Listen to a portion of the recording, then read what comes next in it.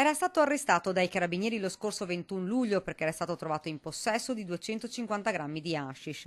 2 giorni dopo l'interrogatorio del GIP aveva ottenuto gli arresti domiciliari. Avrebbe dovuto andare direttamente a casa a Mogliano Veneto, ma Bilal Sharaf Edin, marocchino di 32 anni, nell'abitazione non è mai tornato.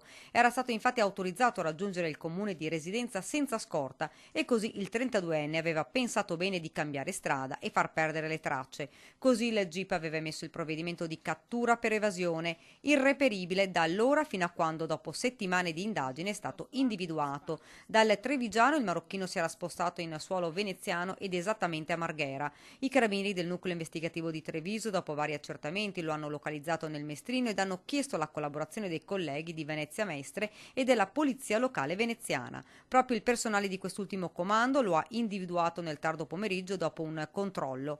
Fermato, è stato arrestato e portato nel carcere veneziano.